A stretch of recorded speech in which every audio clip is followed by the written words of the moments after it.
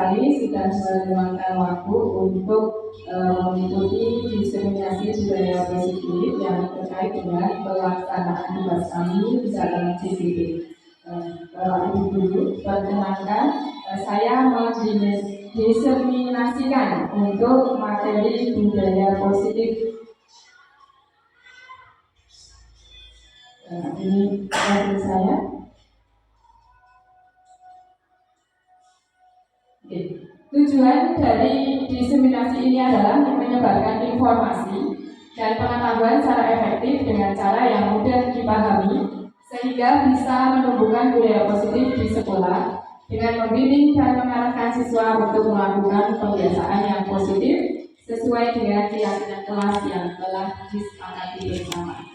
Jadi harapannya nanti Bapak Ibu semuanya bisa menerapkan dan mari kita terapkan apa itu budaya positif di dalam sekolah. Bapak Ibu mungkin pernah bertanya budaya positif itu apa? Budaya positif itu merupakan perwujudan dari nilai-nilai atau keyakinan universal yang diterapkan di sekolah. Budaya positif ini diyakini mampu menciptakan kolaborasi antara warga sekolah, orang tua murid, dan jika terlaksana dengan baik, itu akan memunculkan serta mengembangkan nilai-nilai positif yang dimiliki oleh murid. Sehingga harapannya nanti akan menciptakan pribadi-pribadi yang berkualitas dan berkarakter baik sesuai dengan profil belajar Pancasila. Konsep dasar dalam budaya positif itu ada 7. Yang pertama adalah perubahan paradigma belajar, yang kedua disiplin positif, yang ketiga kebutuhan dasar manusia, 4 motivasi perilaku manusia, 5 adalah restitusi, ke-6 posisi kontrol, dan yang ke-7 nanti keyakinan kelas. Oke. Kita menuju ke yang pertama, perubahan paradigma baru. Oke. Bapak Ibu, silakan coba membayangkan bahwa di tangan Bapak Ibu itu ada benda yang berharga sekali. Kita dipraktekkan ya Bapak Ibu, ada benda berharga di genggaman tangan.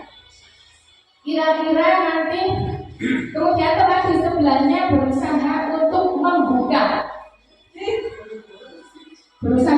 membuka kepala tangan Bapak Ibu semuanya. Sudah dipraktekkan? Sudah dipraktekkan? Oke, begitu. Nah, teman Anda itu, teman samping Anda boleh membujuk, boleh menghardik, boleh mengintimidasi, boleh menghalangi, boleh menggoda, atau menggelimis, bahkan menawari Anda uang agar Anda bersedia untuk membuka tangan Anda. Kira-kira apa respon Anda? Bagaimana Bapak Ibu? Sudah? Boleh. Setelah itu coba kita cermati, kita diskusikan. Ya, kita akan menjawab pertanyaan yang seperti ini Bapak Ibu.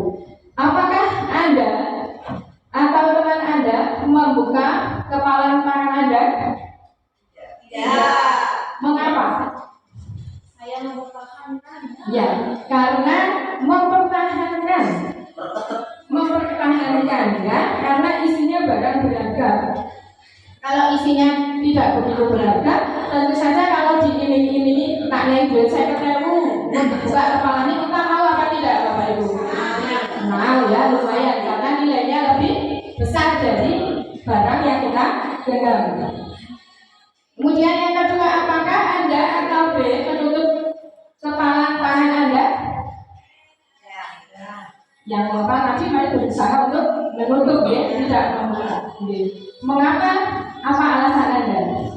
Mempertahankan. Iya, mempertahankan barang berharga milik kita. Ya, apapun walaupun digoda, walaupun digelitik, walaupun ditawari uang lebih besar, kita tidak akan tergoda.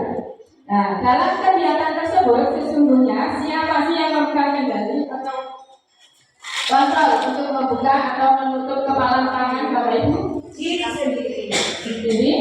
Sendiri ya. Kita sendiri. Kita akan membuka atau menutup itu tergantung diri kita. Oke? Tergantung diri kita. Nah, jadi bagaimana seseorang bisa berubah dari paradigma stimulus respon? Jadi tadi yang teman Bapak Ibu menggoda, menggeliti, kemudian akan menawari uang, itu adalah stimulus respon kepada pendekatan teori kontrol. Ya, menurut Stephen R. Covey ini mengatakan bahwa bila kita ingin membuat kemajuan perlahan, sedikit-sedikit ubahlah sikap atau perilaku Anda. Namun bila kita ingin memperbaiki cara-cara utama kita, maka kita perlu mengubah kerangka acuan kita. Ubahlah bagaimana Anda melihat dunia, bagaimana Anda berpikir tentang manusia. Ubahlah paradigma Anda, skema pemahaman dan penjelasan aspek-aspek tertentu tentang realitas. Stimulus respon itu bisa dibedakan dengan teori kontrol. Ya. Kalau stimulus respon itu realitas kebutuhan kita sama, tetapi menurut teori kontrol realitas kebutuhan kita berbeda. Semua orang bisa melihat hal yang sama. Menurut teori kontrol, setiap orang memiliki gambaran berbeda. Ini Bapak Ibu perbedaan antara stimulus respon dengan teori kontrol. Nah, yang sering kita lakukan itu adalah yang ini Bapak Ibu. Orang lain itu bisa mengontrol saya, tetapi menurut teori kontrol hanya Anda sendiri yang bisa mengontrol diri Anda. Ini sering sekali kita temui dalam kehidupan sehari-hari. Itu nanti terkait dengan anak-anak, bahwa anak-anak itu tidak bisa kita kontrol. Ya, yang bisa mengontrol diri anak adalah anak itu sendiri. Kemudian stimulus respon berikutnya, saya bisa mengontrol orang lain. Sebetulnya kita tidak bisa mengontrol orang lain. Pemaksaan ada pada saat bujukan gagal. Kemudian pada teori kontrolnya adalah kita perlu namanya kolaborasi dan konsensus menciptakan pilihan-pilihan baru. Pada stimulus respon itu model berpikirnya menang atau kalah, tapi teori kontrol berpikirnya menang. Perubahan dari stimulus respon menjadi teori kontrol. Pada stimulus respon, kebutuhan semua orang tadi dianggap sama ya Bapak Ibu. Semua orang melihat yang sama. Dulu mencoba mengubah murid agar berpandangan sama. Perilaku dilihat sebagai suatu kesalahan, bahwa guru itu bisa mengontrol murid dan model berpikir menang kalah. Untuk teori kontrol, kebutuhan semua orang tidaklah sama. Semua orang memiliki gambaran yang berbeda. Guru berusaha memahami pandangan murid. Perilaku guru murid memiliki tujuan. Guru tidak bisa mengontrol murid dan model berpikir menang-menang.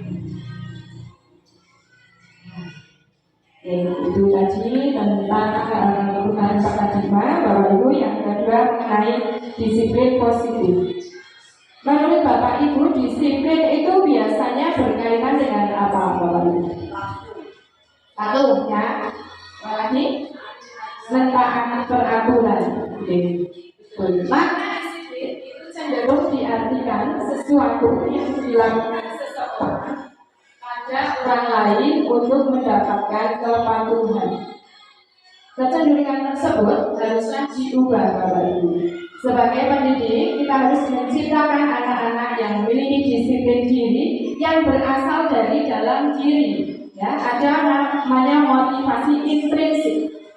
Seperti tadi mengepal itu mempertahankan atau tidak itu keluar dari dalam diri. Jadi disiplin diri itu juga perlu berasal ditumbuhkan dari dalam diri anak sendiri. Ya, sehingga mereka dapat berperilaku dengan mengacu nilai-nilai kebajikan, bukan dengan apa yang kita hargai atau pencapaian suatu tujuan ataupun menghindar dari rasa tidak nyaman. Itu ya, untuk yang disiplin positif. berikutnya, kaitannya dengan hal tersebut kita juga akan mengetahui juga sebetulnya kebutuhan dasar manusia itu apa saja.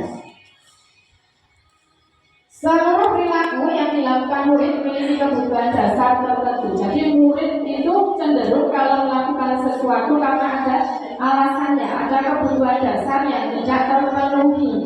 Kebutuhan dasarnya itu apa saja? Kebutuhan dasarnya adalah ada kebutuhan untuk bertahan hidup. Misalnya anak melakukan mengambil barang milik orang lain itu karena ada latar belakang kebutuhan yang tidak terpenuhi. Yang kedua, kebutuhan cinta, kasih, dan sayang. Jelas ini kebutuhan perhatian, misalnya anak yang mengikuti simbahnya di rumah kan kemungkinan kurang kasih sayang, sehingga dia di sekolah mengungkapkannya dengan berbagai cara sehingga ingin diperhatikan oleh Bapak Ibu semuanya.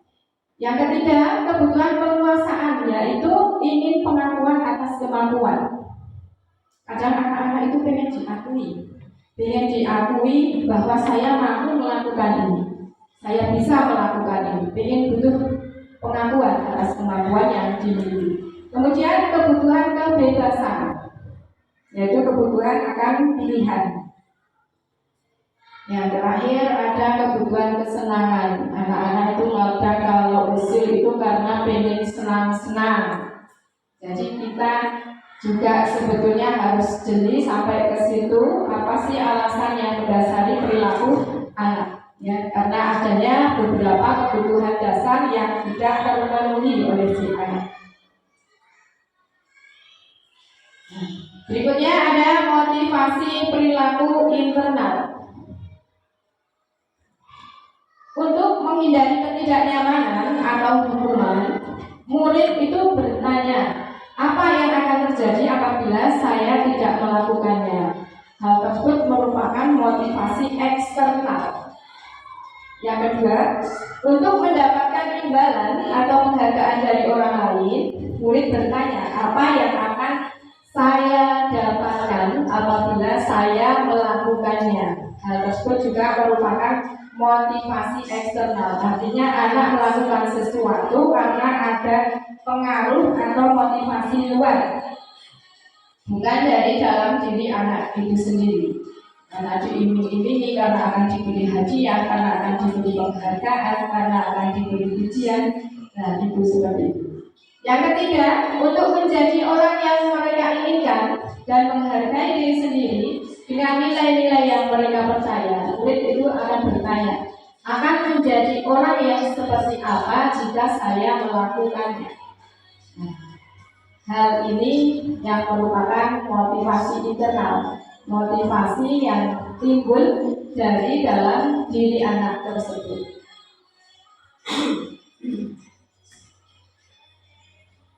Ini perbedaan antara motivasi eksternal dan motivasi internal. Motivasi itu apa sebenarnya Bapak Ibu? Ada yang pernah dengar motivasi?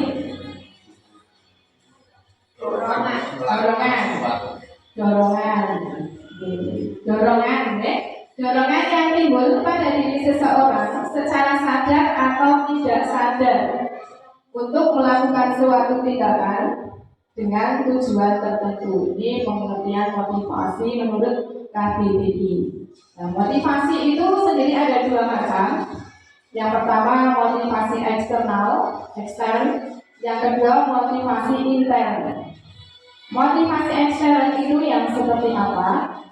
Murid melakukan kedisiplinan dikarenakan takut, misalnya takut akan dihukum, takut akan mendapat cemoohan, takut dihina, nanti diejek oleh temannya. Kemudian menghindar dari hukuman atau pengharapan akan bentuk penghargaan. Jadi motivasinya kalau saya melakukan ini nanti akan mendapat hadiah misalnya. Yang kedua, motivasi internal. Apa itu motivasi internal? Murid melakukan kedisiplinan karena sadar akan nilai-nilai kebajikan dalam dirinya, sehingga menghargai nilai kebajikan diri sendiri. Ada perbedaan ya Bapak Ibu? Ada ya? Motivasi yang dari eksternal kemudian dengan motivasi internal itu ada perbedaan.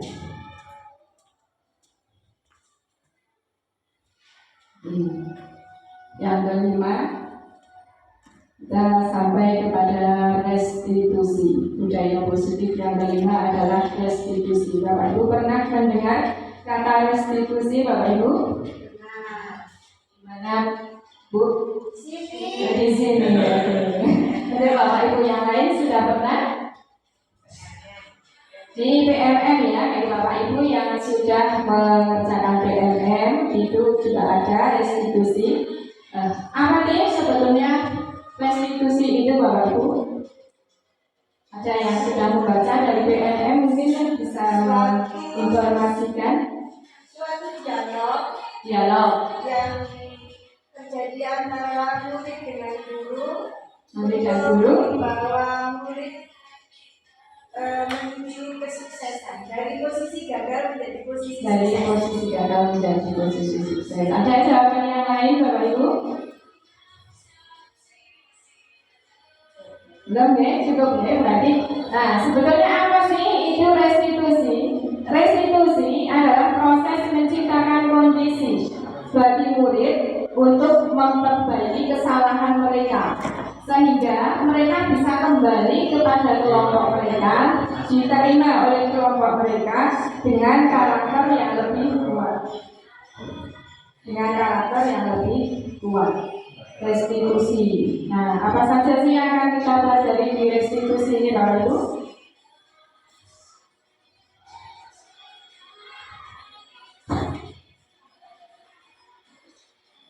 ciri-ciri restitusi.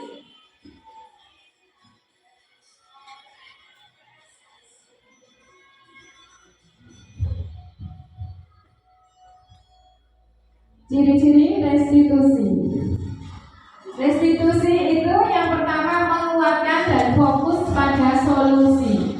Jadi tidak hanya menyalahkan anak, tidak melihat anak itu menilai anak dari sudut pandang satu saja. Tidak hanya menilai anak seperti dihukum, seperti dipojokkan ketika anak melakukan suatu kesalahan. Jadi restitusi itu cirinya adalah menguatkan dan fokus pada solusi. Yang kedua, fokus pada karakter bukan pada tindakan. Mengembalikan anak untuk bisa diterima ke dalam kelompoknya. Yang ketiga, bukan menebus kesalahan, tetapi belajar dari kesalahan. Yang keempat, mencari kebutuhan dasar yang mendasari tindakan. Mengapa, alasan apa yang menyebabkan anak melakukan hal tersebut. Berikutnya, restitusi itu adalah sebuah tawaran, bukan paksaan. Kalau kita cenderung misalnya kepada anak-anak, hal pertama tidak dimungkiri ketika anak melakukan sesuatu pasti timbul rasa emosi terlebih dahulu, ini betul Bapak Ibu. Ya, gemes dhisik. Bocah iki karepe piye? Nah, kadang seperti itu ya Bapak Ibu. Kemudian yang berikutnya, ciri-ciri restitusi adalah memperbaiki hubungan. Memperbaiki hubungan antara anak dengan teman yang mengalami masalah tersebut dengan teman-teman yang lain juga. Jadi kemudian berikutnya menuntun untuk melihat ke dalam diri, menumbuhkan kesadaran diri di dalam diri anak tersebut. Nah, untuk melakukan restitusi itu ada beberapa hal, ada beberapa langkah yang harus kita laksanakan Bapak Ibu. Yang pertama adalah menstabilkan identitas. Kedua, memvalidasi tindakan yang salah. Kemudian yang ketiga, menanyakan keyakinan. Nah, ini Bapak Ibu, segitiga restitusi. Bapak Ibu ini nanti juga bisa ngopi. Ini bisa diletakkan di kelas Bapak Ibu masing-masing sebagai pengingat saja Bapak Ibu bahwa ada tahap-tahapan yang harus kita laksanakan untuk mengambil langkah restitusi terhadap anak. Ini contoh segitiga restitusinya. Yang pertama tadi apa Bapak Ibu langkahnya? Yang pertama menstabilkan identitas, ya. Jadi pada langkah menstabilkan identitas, setiap orang itu pasti pernah melakukan kesalahan. Jadi langkahnya ketika berrestitusi itu anak dipanggil dulu Bapak Ibu, kita dekati, kita terapkan langkah-langkah restitusinya. Yang pertama, kita berikan penguatan bahwa setiap orang itu pasti pernah melakukan namanya kesalahan. Jangan langsung menjustis, kamu kok seperti ini, kamu kok seperti ini. Memang pada awalnya, memang kalau kita melihat suatu masalah yang timbul pasti emosi terlebih dahulu, dan itu tidak dipungkiri. Memang saya juga seperti itu. Tetapi mari Bapak Ibu kita laksanakan langkah-langkah restitusi mulai dari diri kita sendiri. Betul, semuanya itu berproses ini Bapak Ibu. Jadi saya sebelum mengikuti ini juga saya tidak tahu caranya bagaimana untuk melakukan langkah-langkah restitusi. Masih yang berikutnya di menstabilkan identitas, itu kita bisa mengatakan bahwa kamu itu bukan satu-satunya orang yang pernah melakukan hal tersebut. Bukan satu-satunya orang yang pernah melakukan kesalahan tersebut. Itu tentu saja Bapak Ibu juga bisa memberikan pertanyaan-pertanyaan lain yang intinya bahwa Bapak Ibu itu mengembalikan dulu identitas anak-anak itu agar tidak merasa malu, tidak merasa takut, tidak merasa terhakimi. Itu disebut dengan langkah menstabilkan identitas. Berikutnya, langkah yang kedua apa tadi Bapak Ibu? Validasi tindakan yang salah. Kita ke validasi tindakan yang salah. Dalam langkah tersebut apa sih yang bisa kita lakukan? Apa yang bisa kita tanyakan? Apa yang bisa kita gali kepada anak? Yang pertama, contohnya ini adalah kita tanyakan dulu alasannya Bapak Ibu. Mengapa kamu melakukan hal tersebut? Alasannya apa? Sebabnya apa? Kita telusuri dulu, kita tanyakan dulu mengenai alasannya melakukan hal tersebut. Berikutnya kita juga bisa berikan pertanyaan, apakah adakah cara yang lebih efektif untuk menciptakan, untuk mendapatkan apa yang kamu butuhkan. Gitu ya Bapak Ibu, itu di langkah validasi tindakan yang salah. Langkah berikutnya terakhir apa Bapak Ibu? Pak Agus? Apa Agus? Menanyakan keyakinan. Menanyakan keyakinan. Menanyakan keyakinan. Nah, di tahap ini apa yang bisa kita lakukan Bapak Ibu? Di tahap yang ketiga, menanyakan keyakinan. Jadi kembali lagi nanti kepada keyakinan kelas, ya. Keyakinan kelas apa yang telah kita sepakati? Itu di pertanyaan yang ketiga, di langkah yang ketiga menanyakan keyakinan. Kemudian kamu ingin menjadi orang yang seperti apa? Ingin menjadi orang yang seperti apa? Dengan melakukan kesalahan-kesalahan tersebut, sebetulnya apa sih yang kamu inginkan? Itu langkah-langkah segitiga restitusi. Ada gambaran Bapak Ibu? Ada ya. Walaupun sedikit nanti mungkin Bapak Ibu bisa menerapkan kemudian melakukannya di dalam kelas Bapak Ibu masing-masing.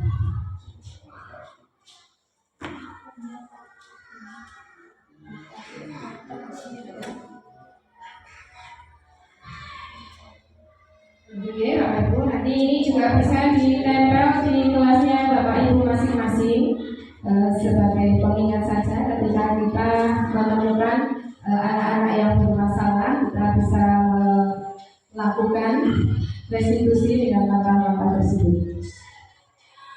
Nah, lalu apa sih sebetulnya perbedaan restitusi, hukuman, dan konsekuensi? Ini dicontohkan satu kasus, murid datang terlambat ke sekolah.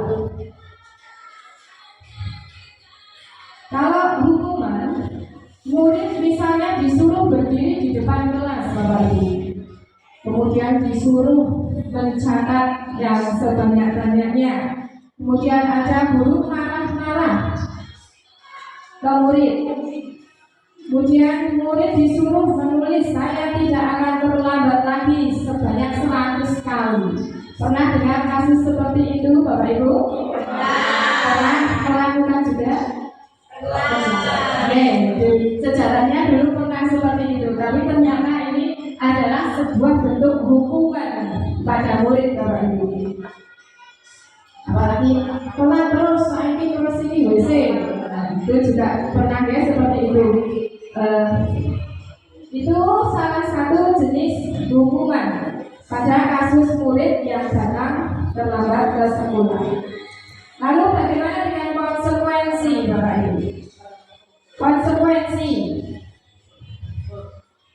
Menurut Bapak Ibu, konsekuensi itu apa, Bapak Ibu? Konsekuensi ada yang bisa mengungkapkan pendapatnya, Bapak Ibu? Akibat yang ditimbulkan. Monggo yang lain. Kondisi yang membuat siswa atau korban merasa tidak nyaman dalam waktu tertentu. Kondisi yang membuat seseorang merasa tidak nyaman. Ada lagi? Gimana?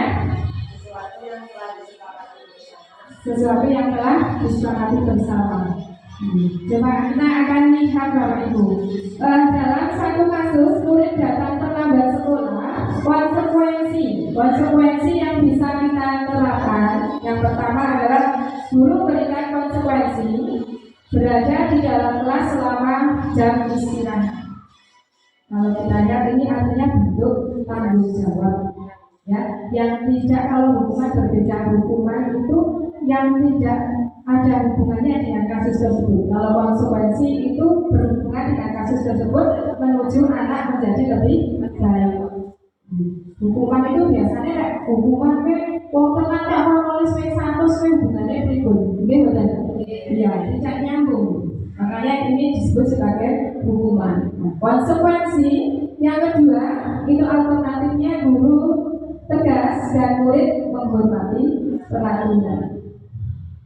Jadi kalau agak sedikit ini ya perbedaan antara hukuman dan konsekuensi, tapi ditenane kalau hukuman itu biasanya tidak nyambung dengan kasus yang dialami oleh siswa, kemudian bersifat memberatkan. Gitu ya, ada gambaran ya Bapak Ibu? Ada. Ketiga adalah restitusi. Restitusi. Ada berapa tahap tadi Bapak Ibu dalam restitusi? Tiga. Kita coba lagi. Yang pertama apa? Menstabilkan identitas. Kedua, validasi tindakan yang salah. Yang ketiga, menanyakan keyakinan kelas. Ya, menanyakan keyakinan. Restitusinya langkahnya itu bisa seperti apa ketika kita menghadapi murid yang datang terlambat ke sekolah dalam kasus tersebut. Yang pertama, guru menanyai keyakinan kelas yang telah disepakati dan guru membantu menyelesaikan masalah tersebut. Masih ada 3 tahap, Bapak Ibu juga bisa mempraktekannya nanti ketika menemui kasus-kasus seperti ini. Jadi tidak ada lagi besok yang terlambat suruh berdiri di depan kelas, kakinya 1 diangkat ngoten nggih Bapak Ibu. Kemudian berjajar-jajar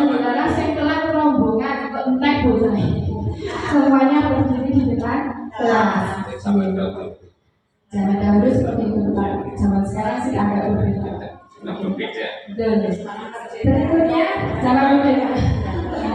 Berikutnya, murid terbuka dan menghormati dirinya dan orang lain. Jadi di dalam langkah-langkah restitusi betul yang pernah disampaikan bahwa kita memberikan pujian kepada orang lain itu bisa menjadi hukuman, Bapak Ibu. Bagaimana logikanya, Bapak Ibu? Ya, Ketika ya, Diana? ya, Ya. ya, karena kalau kita memberikan pujian itu akan menyebabkan atau menjadikan murid tersebut akan merasa nanti saya berbuat seperti ini biar dipuji. Maksudnya ada apa ya? Ada motivasi untuk berbuat baik, tapi ada nanti biar dapat apa? Ada motivasi lain. Ya, ada motivasi lain eksternal. Betul sekali Bapak Ibu, bahwasanya pemberian pujian itu bisa menjadi hukuman bagi orang lain. Karena hukumannya seperti apa sih? Anak yang dipuji itu bagi anak lain yang mendengar kira-kira senang apa tidak, Bapak Ibu? Setiap kali dipuji anak-anak tersebut timbul apa kira-kira, Bapak Ibu?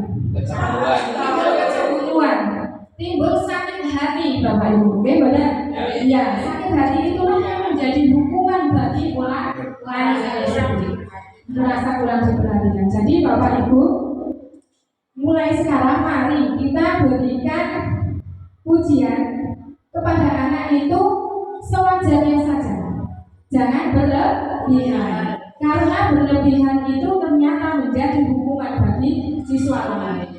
Siswa lain nanti akan merasa iri, merasa sakit hati. Selalu dipuji anak itu tersebut. Anak-anak itu saja yang dipuji terus-menerus. Setuju Bapak Ibu? Setuju. Mari kita mulai dari hal-hal yang kecil dulu Bapak Ibu. Sampai mana? Sampai ini? Ya, lanjut ya Bapak Ibu. Di restitusi sudah selesai. Yang berikutnya adalah posisi kontrol dulu. Bapak Ibu pernah tidak menyadari tidak bahwa kita punya posisi kontrol, Bapak Ibu? Ya. Biasanya sebagai apa, Bapak Ibu? Pemantau. Pemantau itu yang seperti apa? Pemantau yang mengawasi baik orang atau aturan, baik melanggar aturan seperti itu, ya, itu pemantau. Jadi posisi kontrol dulu itu ada 5 macam, Bapak Ibu. Di kuadran 1, ya, kuadran 1 itu kita berperan sebagai penghukum dan pembuat rasa bersalah. Pembuat rasa bersalah. Gini, kamu kok seperti ini. Emosi langsung dihukum, kemudian memojokkan bahwa membuat kalimat-kalimat yang menyudutkan anak tersebut sehingga anak merasa paling bersalah seorang diri. Nah, itu posisi kontrol di kuadran 1 yang biasanya umum kita lakukan dalam kehidupan kita di kelas bahkan di rumah. Kemudian yang ketiga adalah posisi sebagai teman. Nanti kita akan lihat posisi sebagai teman itu seperti apa. Kemudian posisi pemantau, tukang ngomong, ini salah, harus melanggar peraturan seperti ini. Kamu bersalah, kamu tidak menaati aturan dan sebagainya. Kemudian yang diharapkan sekali kita adalah berperan sebagai manajer. Peran sebagai manajer itu di kuadran yang ketiga dan itu yang paling tinggi perannya. Secara umum kalau kita sendiri menghadapinya kita masih di kuadran 1 dan 2 sebagai posisi penghukum, membuat rasa bersalah atau sebagai teman, sebagai pemantau. Kita harapannya adalah diarahkan untuk menuju ke posisi manajer. Walaupun sebetulnya ini sulit ya, tetapi kita berproses menuju ke arah itu.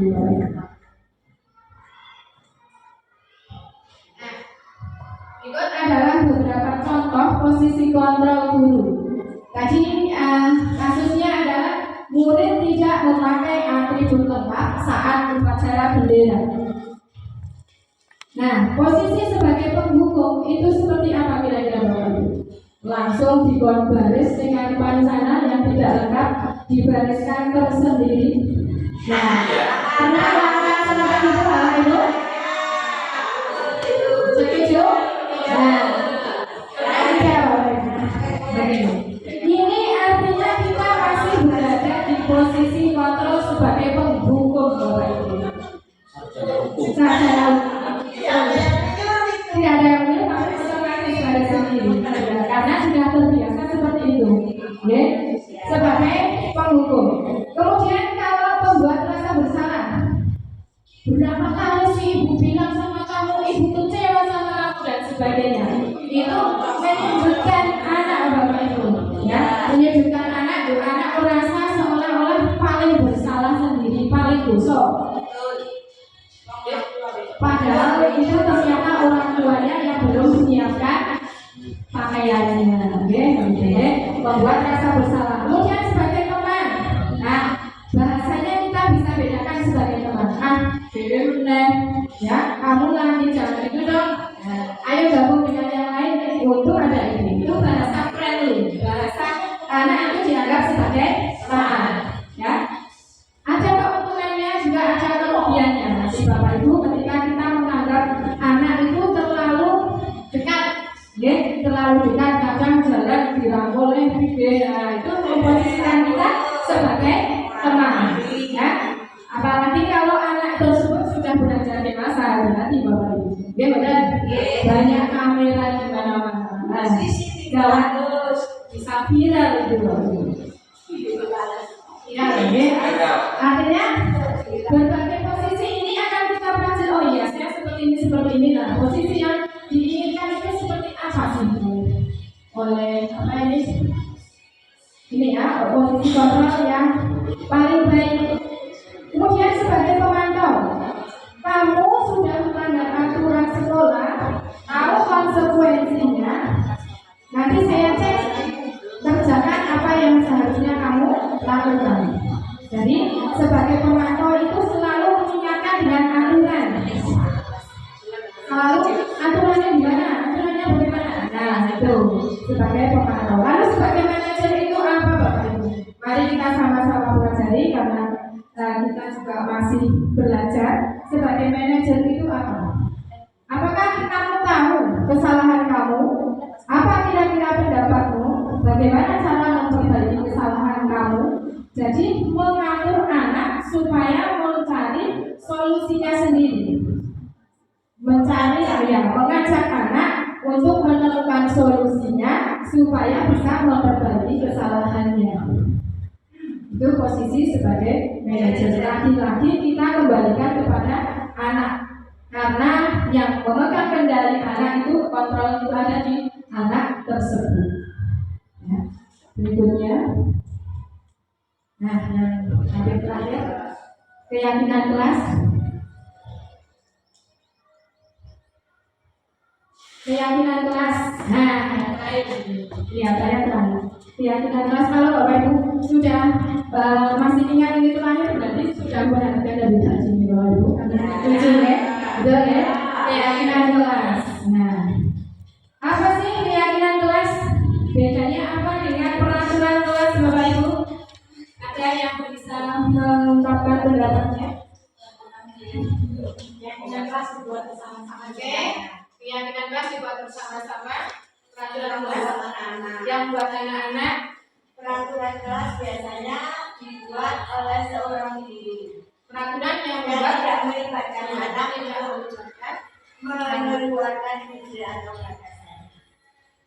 Tidak melibatkan anak dalam pembuatan semangat. Jadi keyakinan kelas itu adalah sesuatu yang diyakini bersama-sama. Artinya tidak dari satu pihak Bapak Ibu ya. Dari dua pihak, dari guru juga dari anak-anak. Itu berasal dari penyatuan pikiran untuk menjadi nilai-nilai kebaikan di kelas. Nanti harapannya Bapak Ibu semua nanti kita belajar bersama-sama. Mari kita buat keyakinan kelas di masing-masing kelas ya Bapak Ibu. Setelah ini Bapak Ibu bisa untuk mulai menerapkan bagaimana cara langkah dalam penyusunan keyakinan kelas. Oke Bapak Ibu, mengapa keyakinan kelas? Bukan peraturan kelas. Tadi sudah disampaikan ya bahwa peraturan kelas itu sepihak biasanya dari guru saja, ya. Anak terima jadi aku tadi ngomongin ini tidak boleh terlambat, tidak boleh makan di dalam kelas dan sebagainya. Mengapa ada keyakinan kelas itu penting untuk terbentuknya sebuah budaya positif? Kemudian bagaimana mewujudkan sebuah keyakinan kelas yang efektif? Mengapa tidak peraturan kelas saja, Bapak Ibu? Kalau keyakinan kelas kan berdasarkan kesepakatan bersama. Kesepakatan bersama. Kalau peraturan kelas itu yang membuat guru atau dari pihak sekolah saja. itu atau dari pihak sekolah saja, tidak melibatkan antara guru dan ya. Kita memiliki peraturan tentang contohnya penggunaan helm pada saat mengendarai kendaraan roda 2. Nah, mengapa alasannya Bapak Ibu? Supaya tidak ditangkap polisi, supaya tidak bagi orang yang menyadari itu nilai kebajikannya akan ada yang dituju. Kita mementingkan keselamatan, mementingkan keamanan. Tetapi bagi orang yang tidak sadar dan orang ditangkap polisi, betul? Iya, bayar larang, betul? Iya. Kondangan, sehingga orang betul? Nah, motivasinya ternyata motivasi dari luar, bukan dari dalam diri. Ya. Karena nilainya itu penggunaan helm ada nilai keselamatan, ada nilai keamanan. Kemudian yang berikutnya, penggunaan masker pada waktu itu pada saat pandemi COVID dan orang dicekel dokter tidak tertular itu berarti sudah dari dalam. Ya, kalau timbang pasar diceduk orang nganggo masker ya pemain dari luar deh, motivasi dari luar. Betul. Ya, karena awal tidak pakai skincare dan apa ya? Nah, nilai-nilai kebajikan. Kenapa tidak peraturan kelas? Karena ada nilai-nilai kebajikan yang akan kita tuju. Ya, nilai keselamatan atau kesehatan ini yang disebut dengan keyakinan. Nah, keyakinan ini merupakan nilai-nilai kebajikan universal yang disepakati secara tersirat dan tersurat, lepas dari latar belakang suku, negara, bangsa maupun agama. Nilai kebajikan menekankan pada keyakinan seseorang. Ya. Seseorang akan lebih tergerak dan bersemangat untuk menjalankan keyakinannya daripada hanya sekedar mengikuti serangkaian peraturan atau motivasi-motivasi dari luar. Ada pamrih yang ingin didapatkan. Ya, gitu. Nah, nilai kebajikan itu seperti apa saja? Ada keadilan, kehormatan, peduli, integritas, kejujuran, pelayanan, keamanan, kesabaran, tanggung jawab, mandiri, berprinsip, dan keselamatan dan keseimbangan. Ini nilai-nilai kebajikan yang akan kita tuju. Oke, Bapak Ibu, bagaimana sih sebetulnya menyusun keyakinan kelas? Ini ada caranya, Bapak Ibu. Prosedur pembentukan keyakinan sekolah atau keyakinan kelas. Yang pertama adalah melibatkan warga sekolah atau murid di sekolah untuk bercurah pendapat dahulu tentang peraturan yang perlu disepakati di sekolah. Kemudian yang kedua, mencatat semua masukan-masukan murid di papan tulis atau di kertas. Kemudian semua anggota sekolah bisa melihat hasil curah pendapat tersebut. Nah, yang ketiga, ini yang penting sekali menurut kami Bapak Ibu, bahwa keyakinan kelas itu jangan menggunakan kalimat yang negatif. Seperti apa contohnya? Jangan berlari di kelas atau koridor. Jangan terlambat. dilarang membuang sampah sembarangan. Itu negatif apa positif Bapak Ibu? Negatif ya. Dilarang. Jadi mindsetnya anak itu sudah dilarang. Ini sudah terbentuk apa ya? Negatif dulu dari ambil. Kemudian yang keempat, tinjau kembali daftar surat pendapat yang sudah dicatat. Mungkin mendapati pernyataan yang tertulis masih banyak berupa peraturan.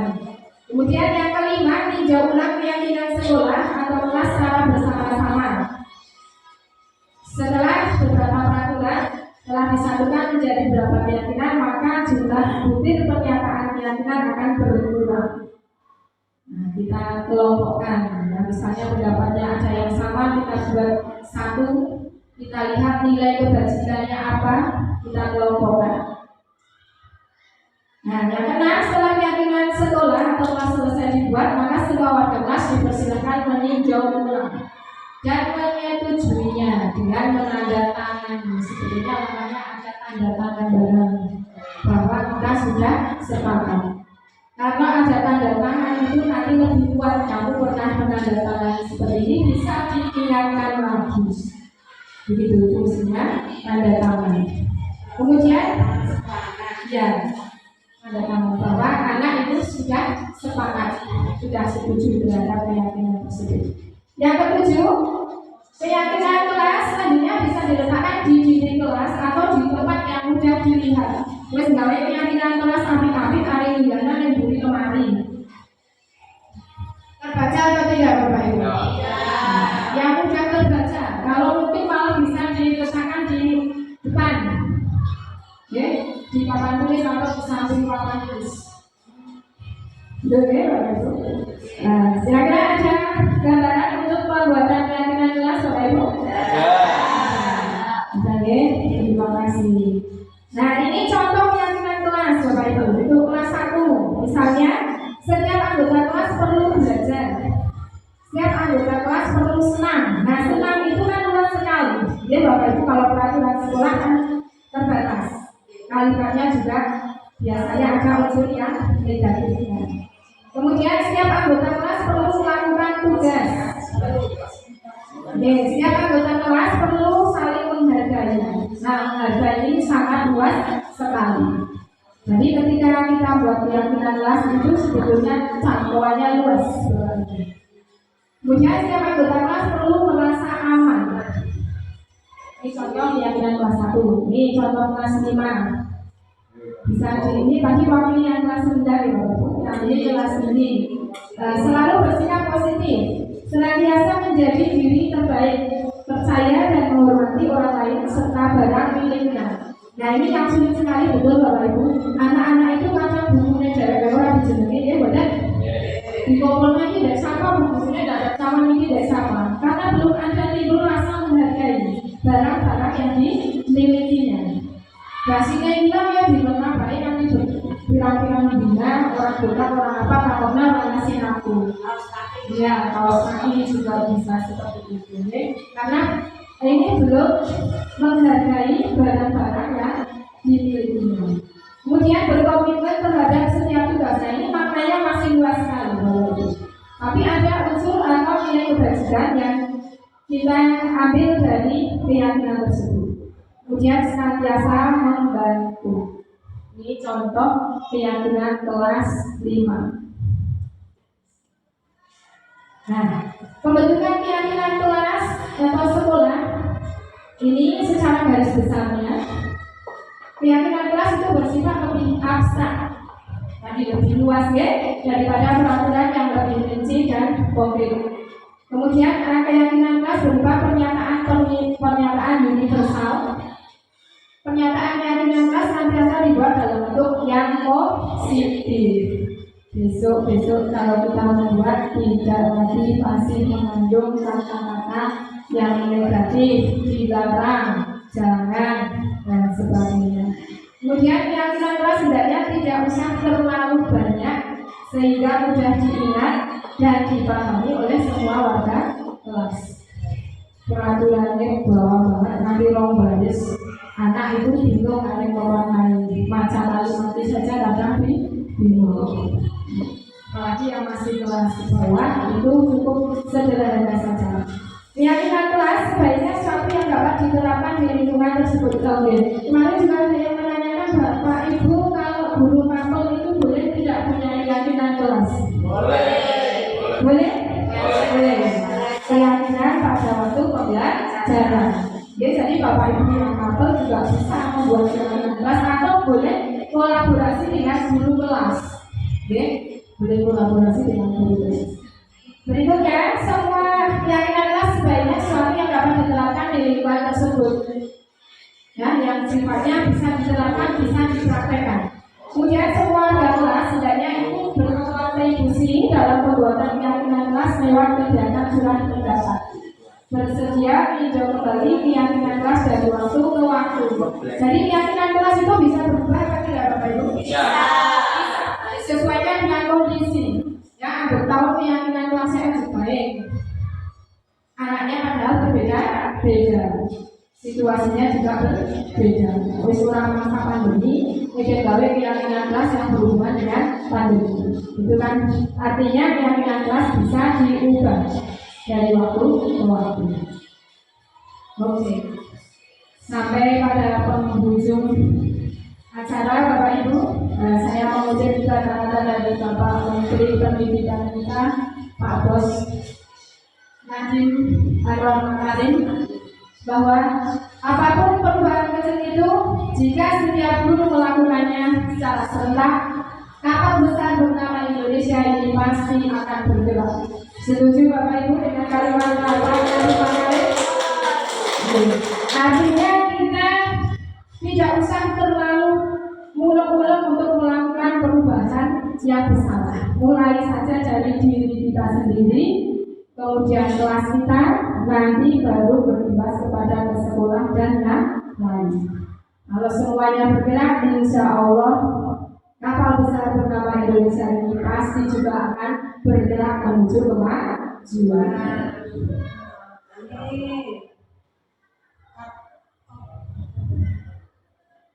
Oh begitu? Setuju ya Bapak Ibu? Oke, sekarang buku saya biasa buku. Saya minta beberapa Bapak Ibu untuk refleksi tentang pembelajaran hari ini. Ada yang bersedia? Refleksi dari mana? Silakan maju. Tidak pilihan. Apa yang sudah didapatkan dari kegiatan? Oke, terima kasih. Saya akan mencoba merefleksi apa yang telah saya dapat pada pemaparan diseminasi budaya positif oleh Bu Risti Ningsih. Hari ini yang pertama perasaan saya sangat senang.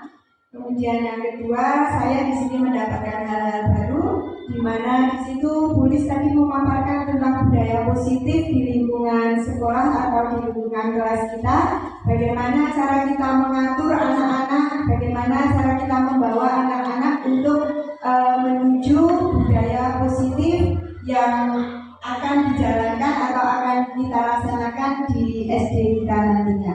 Kemudian di sini juga tadi ada posisi kontrol seorang guru itu ada 5 ya Bu Lis, ada 5. Yang pertama sebagai pengukur, pemantau, sebagai teman, rasa bersalah, dan yang terakhir sebagai manajer. Nah tadi kalau saya menyimpulkan bahwa yang disampaikan oleh Bu Lis itu mengharapkan kita untuk berada di posisi manajer. Sedangkan seperti kita tahu ya Bapak Ibu bahwa kita yang telah kita laksanakan itu dulu sebenarnya pada posisi apa Pak Bapak Ibu?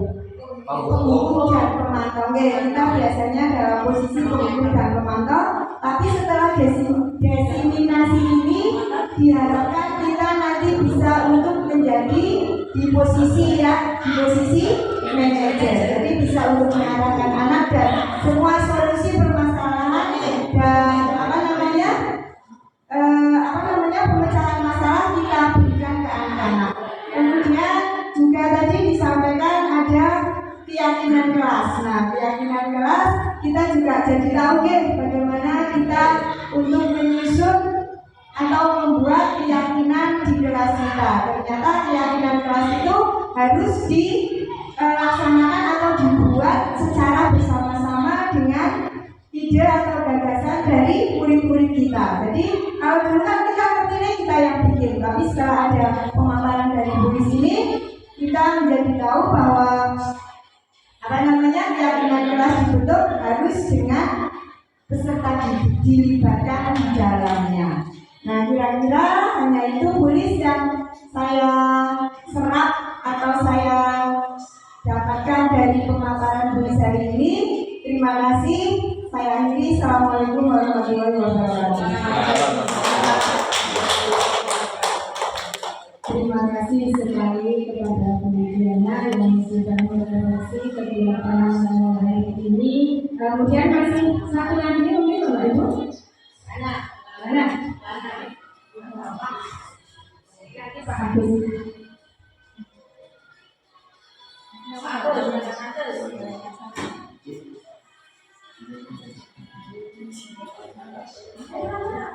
Terima kasih tulis atas waktunya pada kesempatan ini. Destinasi budaya positif yang dapat saya refleksikan atau yang dapat saya terima dari apa yang sudah disampaikan tadi, banyak sekali tulis yang dapat pribadi saya tadinya belum tahu menjadi tahu. Di sini tadi banyak sekali informasi ataupun ilmu-ilmu baru yang dapat saya pribadi terima, yaitu tentang segitiga restitusi, kemudian budaya positif, posisi kontrol, bahkan sampai pada keyakinan kelas. Jadi semua yang saya sendiri kurang atau bahkan belum tahu apa itu budaya positif, apa itu restitusi, bagaimana kita cara menangani anak yang baik, kemudian sampai pada pembuatan keyakinan kelas. Terima kasih. Mungkin itu tulis banyak sekali informasi atau pengetahuan baru untuk saya pribadi. Terima kasih. Terima kasih sekali atas refleksinya. Dan satu lagi Pak Agus untuk Pak Agus. Tidak? Dan yang lain Bu Umi mungkin. Bu Umi. Terima kasih refleksinya.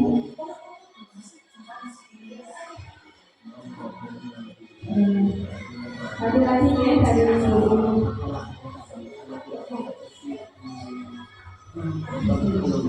Assalamualaikum warahmatullahi wabarakatuh. Saya sedikit menyampaikan hasil yang saya serap dari Budaris Dianisir, yaitu tentang definisi budaya positif. Nah, itu tadi yang saya serap itu ada 7. Di antaranya saya mau insya Allah laksanakan karena saya hanya beberapa kali saja akan mendengar, yaitu keyakinan kelas. Yang selama ini saya anggap itu keyakinan kelas itu masih hampir sama dengan peraturan. Ternyata di sini yang saya dengar itu sangat-sangat berbeda. Kalau aturan kelas yang membuat guru, jadi sehingga aturan itu harus dilaksanakan oleh anak-anak. Tentang keyakinan kelas yang tadi saya dengar, yaitu keyakinan kelas itu bahwa keyakinan kelas harus dibuat dari segenap warga kelas itu tersebut. Bahkan yang di sini andil bergerak itu anak, sehingga nanti saya sebagai manajer saya harus sepakat terlebih dahulu, sehingga aturan-aturan keyakinan kelas yang kita dengar, yang kita buat dari anak-anak, nanti kita cek sudah disepakati oleh anak-anak semua apa belum. Begitu kemudian dari keyakinan kelas itu ditandaskan atau dipatok palu ya Bu tadi ya, dengan tanda tangan per anak. Kalau saya tidak dengar dengan per anak, sehingga seperti kelas saya ada 44 anak, itu misalnya ya semua dari A sampai Z itu harus tanda tangan, juga harus ditempelkan di kelas. Begitu saja, terima kasih. Semoga dengan pertemuan pertemuan ini akan membuat saya pribadi akan lebih baik lagi untuk kedepannya. Terima kasih. Assalamualaikum warahmatullahi wabarakatuh.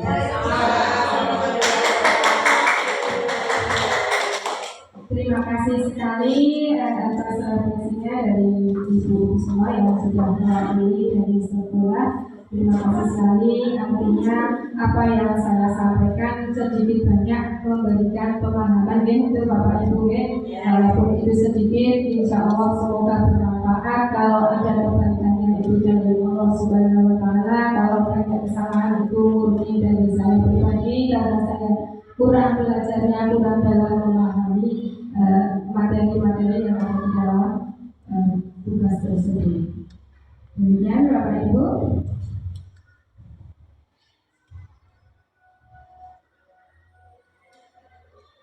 Sudah cukup ya Bapak Ibu, kelihatannya sudah.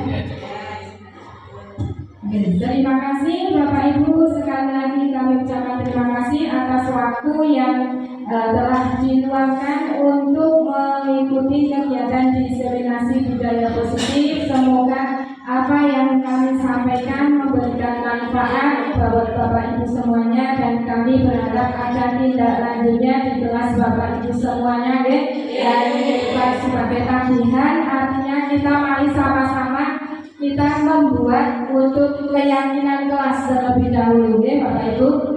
Semoga bermanfaat untuk kedepannya, untuk anak-anak semuanya, untuk kemajuan SD kita, SD Negeri 1 Pacaran. Terima kasih. Wassalamualaikum warahmatullahi wabarakatuh.